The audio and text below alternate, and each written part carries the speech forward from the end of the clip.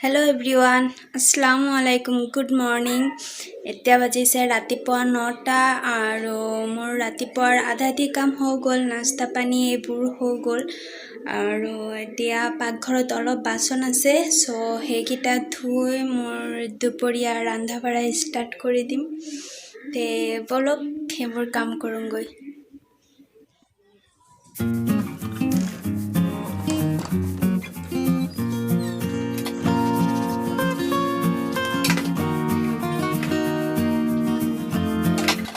মোৰ অলপ কেইটামানহে বাচন আছিল, সো ভাবিলোঁ গোটেইখিনি আগত ধুই লওঁ, পিছত বাকী যি কাম আছে সেইকেইটা লাহে ধীৰে কৰি থাকিম।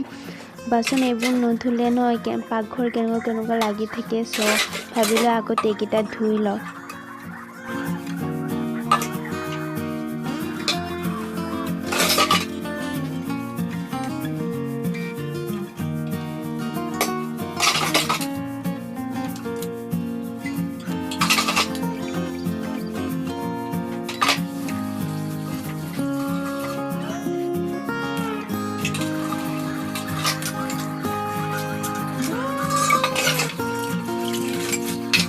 মোৰ বাচনত ধোৱা শেষ আৰু তেওঁ বজাৰ লৈ আহিছে ৰান্ধিবৰ কাৰণে।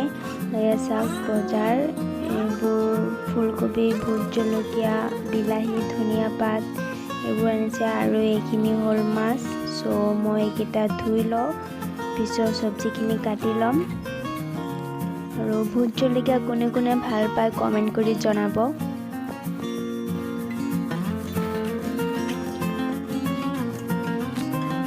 এয়া মই মাছখিনি ধুই আনিছোঁ আৰু এতিয়া হালধি গুড়ি, জলকীয়া গুড়ি আৰু অলপ নিমখ দি পেলাই ভালদৰে মাখি ল'ম। পিছত এই মাছখিনি ভাজিম পুৰা ভালকৈ। ভাজি পেলাই পিছত আধাখিনি থৈ দিম আৰু যিখিনি আমাৰ লাগে সেইখিনি মই ফুলকবি দি এনেকৈ বনাম।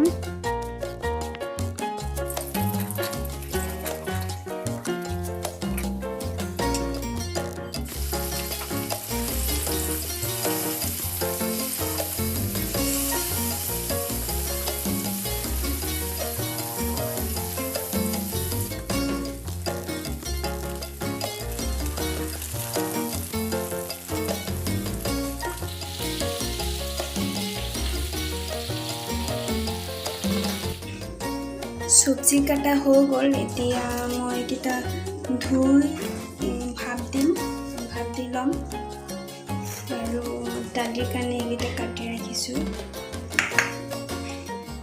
আজি বেছি একো নবনাওঁ, তেওঁ মাছ আনি দি গৈছে, সব মাছ বনাম আৰু এতিয়া বহাইছোঁ দালি, মুগৰ দালি বনাম।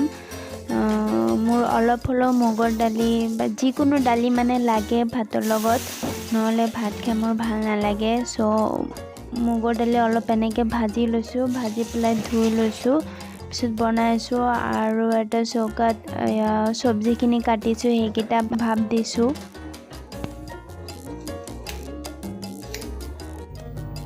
মই প্লেট এখনত হালধি গুড়ি, জলকীয়া গুড়ি, জিৰা গুড়ি আৰু অলপ নিমখ এনেকৈ লৈ লৈছোঁ আৰু এইফালে কেৰাহীত তেল গৰম হৈ গৈছে, সো মই ইয়াত পিঁয়াজখিনি দি দিম, অলপ ভাজি পেলাই পিছত মছলাখিনি দি দিম আৰু এইফালে দালি হৈ আছে।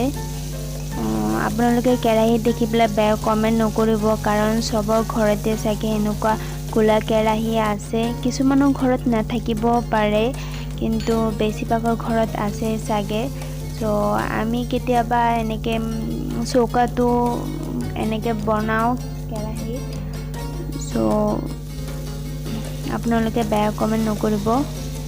মই এতিয়া চব্জিখিনি দি দিছোঁ, সো চব্জিখিনি অলপ এনেকৈ লাৰি চাৰি পিছত ঢাকি দিম, অলপ টাইম পিছত পানী দি দিম, পিছত মাছখিনি দি দিম, সো মোৰ ৰন্ধা হৈ যাব।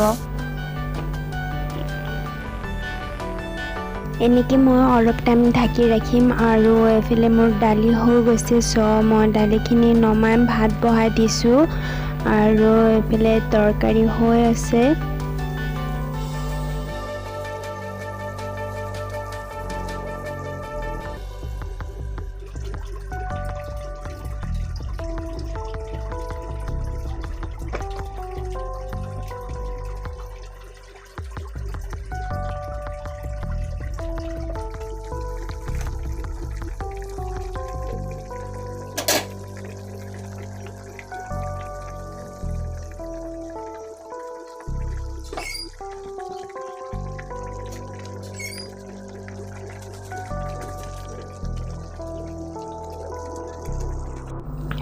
এতিয়া মোৰ ভাতো হৈ গৈছে আৰু তৰকাৰীও হৈ গৈছে চ' মোৰ পাকঘৰৰ কাম শেষ এতিয়া খালি পাকঘৰটো অলপ চাফা কৰিম আৰু একো নহয় পিছত ৰুমত যামগৈ চ' পাকঘৰটো অলপ চাফা কৰি লওঁ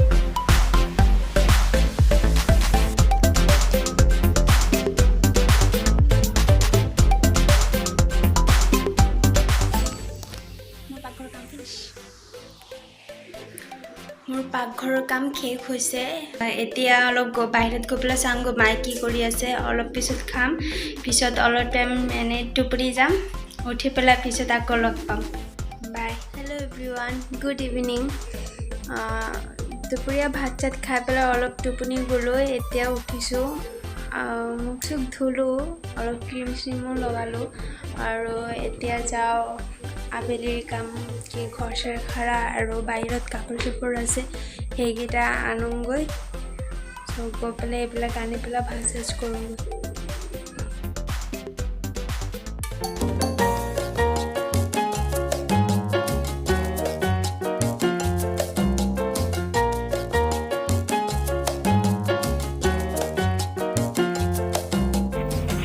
যদি মোৰ ভিডিঅ'বোৰ ভাল লাগে তে লাইক শ্বেয়াৰ আৰু ছাবস্ক্ৰাইব কৰিব আৰু কমেণ্ট কৰি জনাব কেনেকুৱা লাগিছে